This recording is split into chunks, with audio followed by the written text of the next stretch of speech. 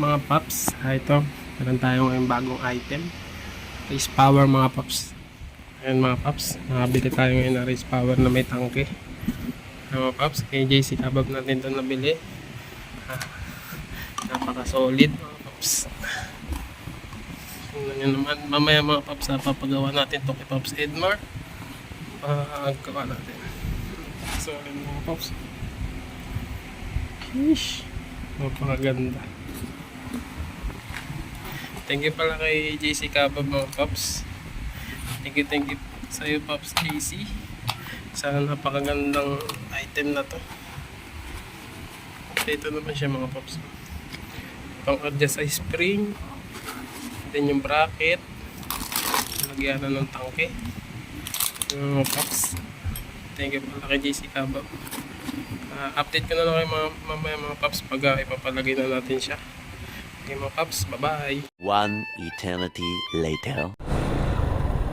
What's up mga paps, magandang gabi. Ito na, padali na natin kay BK Works ang ating shock. Nandito sa likod natin ito. Papalitan na natin si M2 na RCB. Kasi may balak tayo ngayon mga paps na tumakbo ng Baguio ulit ngayong December. Kasama natin ang ating asawa para hindi naman siya masyadong matagtag. Kasi nung pagpunta natin doon is na-review natin yung kalsada. Maganda naman mga paps, bandang Tarlac hanggang Pangasinan. Pero pagdating ng Baguio, Marcos Highway, napakapangit ng daan. Kaya iniisip ko yung asawa ko kung kakayanin ba niya. Kaya naman, ang problema lang kasi mga paps yung M2 natin sobrang tigas. Nung umuwi nga tayo ng summer yun yung pinoproblema niya. Masakit daw ang likod niya dahil sa sobrang tagtag ng daan dito sa Quezon. Kaya nagkuhan tayo nagbigay solusyon tayo sa asawa ko na bumili na lang tayo ng race power na shock na di-adjust. Yung race power mga paps na di-baso. Nabili natin siya kay JC Kabab. Shoutout kay JC Kabab. Napaka bait niyang kausap. Pero kinabahan ako kasi gabi ko siya napakuan.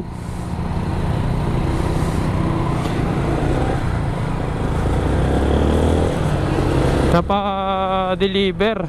Kinabahan ako sa Lalamove Rider kasi wala akong kontak kahit anong ang talagang hinintay ko lang doon sa baba nung tinutuluyan ko. Anong oras nang dumating? Mga 8 na siguro mga paps. Tapos diyan lang siya sa Valenzuela. Doon lang ako kinabahan. Pero all goods naman. Nakuha ko yung item at wala namang problema. Ito, dadalhin natin sa Sampaloc tayo mga paps pupunta. Malapit sa bahay ni BK Works. Kasi doon siya talaga gumagawa.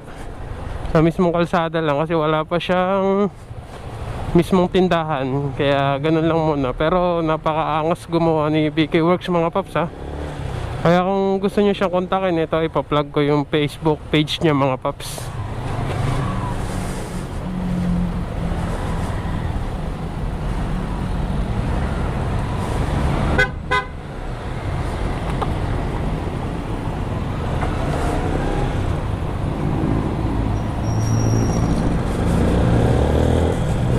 Andito tayo ngayon mga paps sa Santa Cruz, Manila. Ito karyeto na ito mga paps. Haba ng Santa Cruz kasi. Pero ulitin ko, continuous tayo. Shoutout kay BK Works kasi yun yung gagawa ng, siya lagi ang gumagawa ng ating motor. Mapa front shock. Ngayon naman sa rear shock naman tayo. Para maganda naman ang samahan ng aking asawa sa road, sa daan. Hindi naman siya umaaray. Siyempre, isasama ko rin kayo sa pagpunta ulit natin ng Baguio. Para naman maangas. Ayan, dito tayo dadaan ngayon sa Raon. Para medyo medyo walang traffic dito kasi kumbaga parang shortcut na rin to mga paps.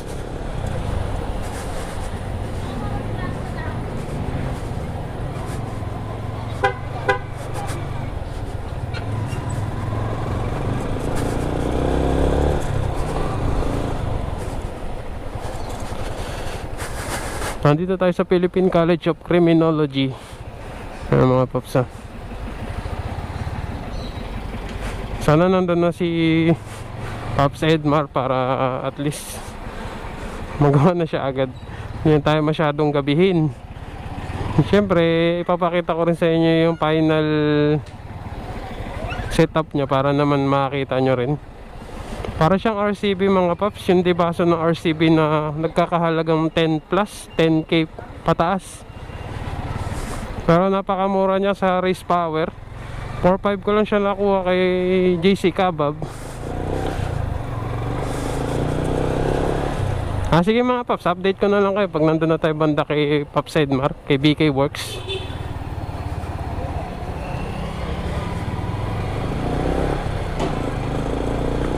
A few moments later. What's up mga paps, nandito na tayo ngayon sa Moraita. Ito, malapit-lapit na tayo dito. Tingnan natin.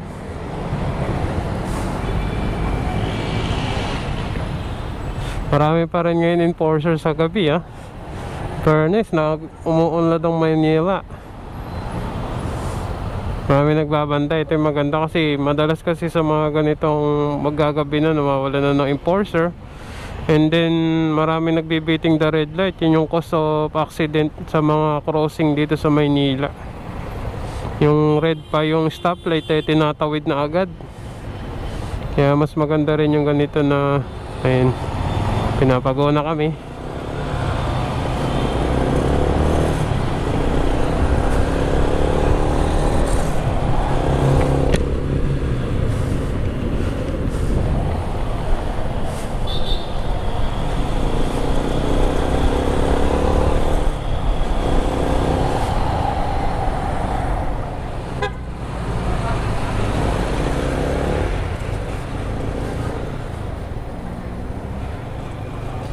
Dito tayo sa may tabi ng FEU College. Tapos kakaliwa tayo dito mga paps. Ewan ko anong street na to. Anong street na ba to? SH Leola Street. Ayan mga paps. Dito kakaliwa tayo dito. Hindi na alam yung kaliwa kanan Nalilito pa Yan, dito kakanan tayo. Para mas maganda mga paps, magpupunta kayo dito kay BK Works, mag-chat muna kayo sa kanya para at least naka-prepare na siya kung sakali man na magpapagawa kayo sa kanya. Ayan, dire-diretso lang naman to mga paps. And then sa dulo, kakaliwa tayo ulit. Ayan, dead end to mga paps. Kakaliwa tayo ulit dito. Yan. Tapos may makikita kayong police station. Maliit na police station dito. Kakanan naman kayo dito sa maliit na eskinita. Ayan dito. Yon, dito mga paps.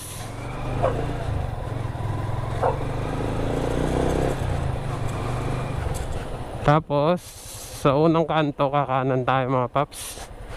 Pakaliwanag dito mga paps pag dito kayo pumunta. Ayun ang ganda, di ba? Napakaangas. Dito natin hihintayin si Pops Edmar. Sige mga paps, update ko na lang kayo. Bye-bye. Tingnan natin siya dito. One eternity later. Baklasan na.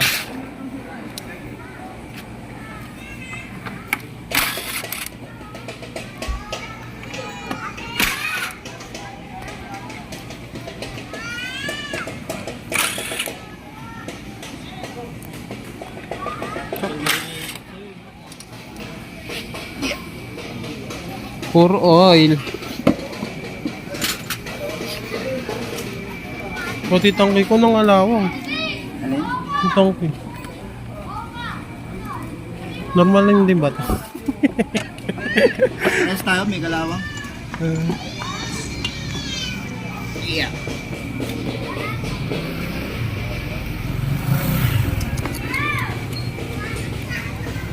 Ano nangyari? Mabuti. Lalaki kasi na ano nito. Spring. Spring, no? Tigos eh. Pang racetrack ata yung ganyan eh. Ha? Hindi rin. Unboxing. Unboxing.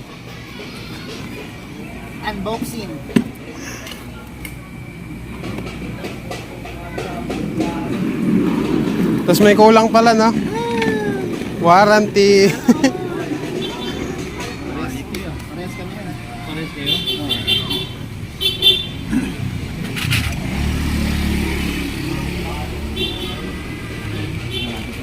Kano yan? Yan sinimaligo. Yun ay, kakabit na. Ba't binalot? Ito magasgasan.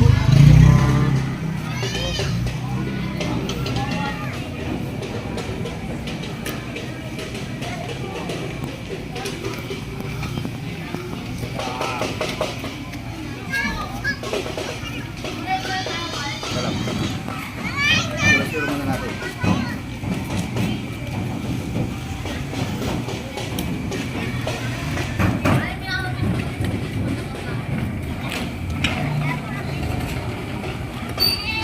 Ang pinagkaiba niya sa RCB, yung RCB di ba nakukuha yung hose?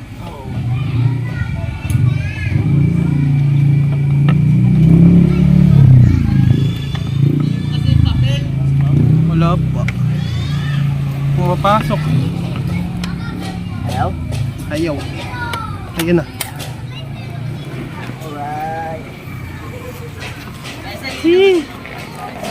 Boss!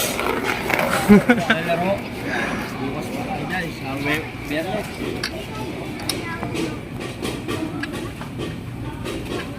Kaso nga to, boss.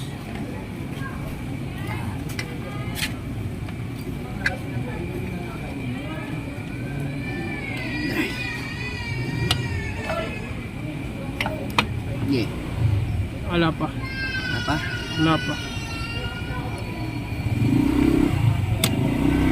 Wala. Wala.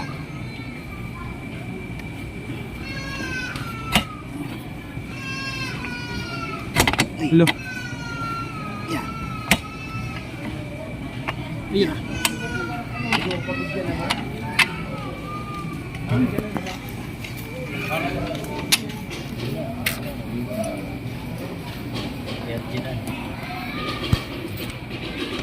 Yun.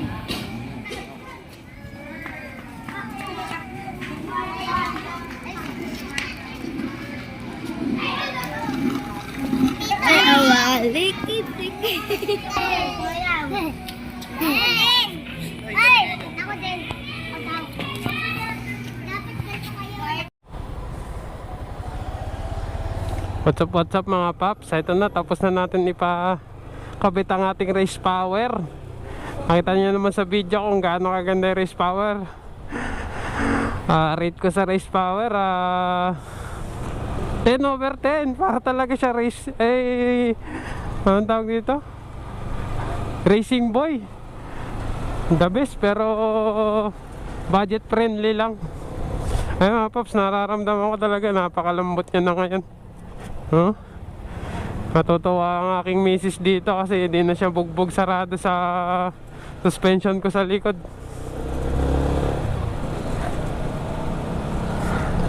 Ang ganda! Woo! Napakaangas naman ito mga paps.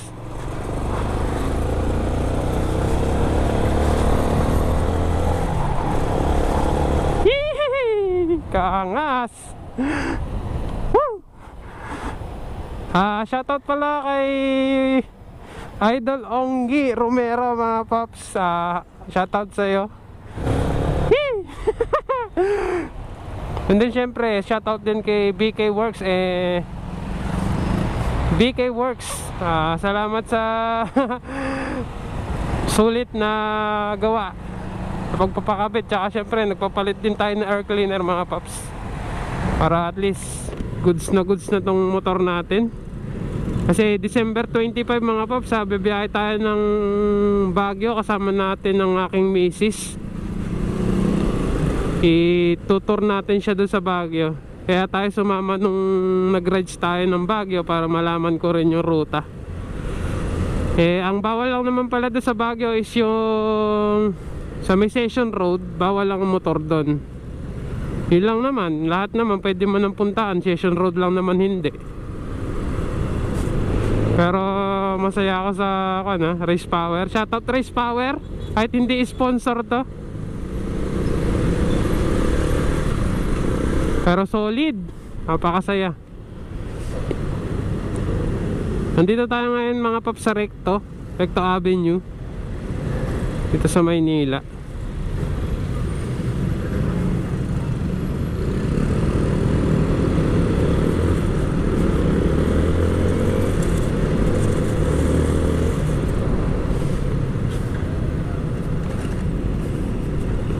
Ang ganda ng suspension ko.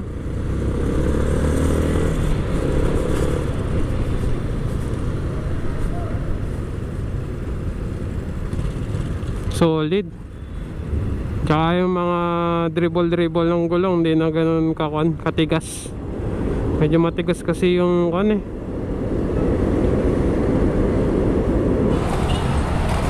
Tsaka yung nawala sa kanya yung mga paps, yung parang kumakabig sa puwit. Kasi may tama na konti yung RCB ko mga paps sobrang tigas niya siguro yung rubber niya doon sa mismong papuntang tinamaan, lumawit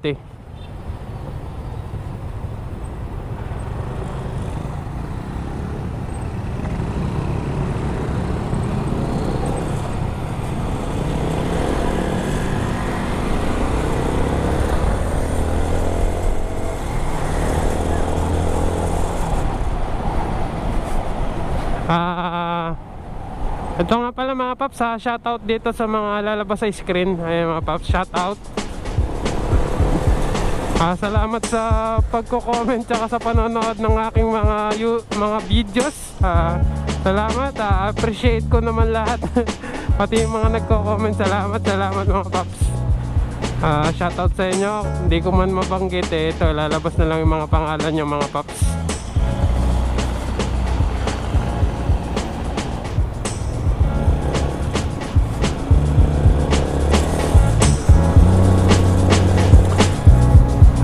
Dito ko na rin tatapusin ang ating vlog mga paps. Salamat sa panonood. Thank you at mag-iingat kayo palagi. Thank you mga paps. Ciao.